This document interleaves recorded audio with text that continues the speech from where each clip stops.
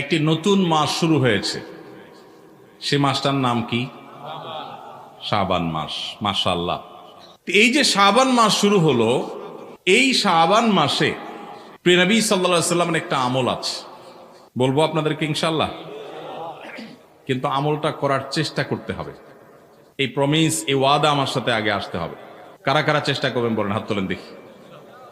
আল্লাহ আমাদের সব ভাইকে আমলের তৌফিক দান করুন। আল্লাহ। ভাইরা আমার, আমলটা হলো, আম্মা জান আয়েশা রাদিয়াল্লাহু তাআলা আনহা বলেছেন, মা রাআইতু রাসূলুল্লাহি সাল্লাল্লাহু আলাইহি ওয়াসাল্লাম ইসতাকমালা সিয়ামা শাহরিন কাত্তু ইল্লা রমাদান। আমি নবীজিকে পুরো মাস শুরু থেকে শেষ পর্যন্ত গোটা মাস রোজা রাখতে দেখেছি একবার, শুধু বছরে একবার, সেটা হলো রমজান মাসে। বছরে শুধু একবার পুরো মাস রোজা রাখতেন, সেটার নাম কোন মাস? রমজান মাস। আর রমজানের পরে পুরো মাস না, তবে মাসের বেশিরভাগ দিন রোজা রেখেছেন তিনি, এটা দেখেছি শুধুমাত্র শাবান মাসে। কোন মাসে ভাই? শাবান মাস।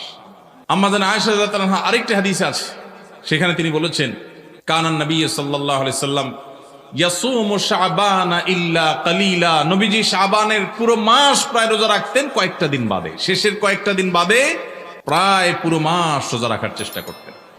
একজন সাহাবী আছেন উসামা ইবনে যায়েদ রাদিয়াল্লাহু তাআলা আনহু। নাম শুনেছেন আপনারা? বাচ্চাদের নাম রাখার জন্য অনেক সময় আমরা নাম খুঁজে পাই না।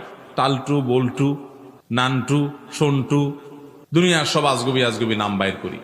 উসামা কত সুন্দর মাধুর্যপূর্ণ একটা নাম। নবীজি সাল্লাল্লাহু আলাইহি সাল্লামের অত্যন্ত আদরের একজন সাহাবী যায়েদ রাদিয়াল্লাহু তাআলা আনহু, তার ছেলে উসামা ইবনে যায়েদ, নবীজি সাল্লাল্লাহু আলাইহি সাল্লাম নাতির মতো আদর করতেন, স্নেহ দিতেন, ছোট মানুষ ছিলেন। উসামা ইবনে যায়েদ রাদিয়াল্লাহু তাআলা আনহু, এই যে উসামার নামে নাম রাখতে পারেন ছেলেদের, উসামা সুন্দর। আমরা আজকাল শর্ট সংক্ষেপ নাম খুঁজি, 3 অক্ষরের নাম, উসামা 3 অক্ষরের নাম রাখা যায়। তো যাই হোক, উসামা ইবনে যায়েদ রাদিয়াল্লাহু তাআলা আনহু তিনি বলেন, আমি নবীজি সাল্লাল্লাহু আলাইহি সাল্লামকে জিজ্ঞাসা করলেন, হে আল্লাহর রাসূল, তিনি বলেন যে আমি জিজ্ঞাসা করলাম, হে আল্লাহর রাসূল, মা লাম আরাকা তাসুমু ফি শাবান মা লা তাসুমু ফি গায়রি।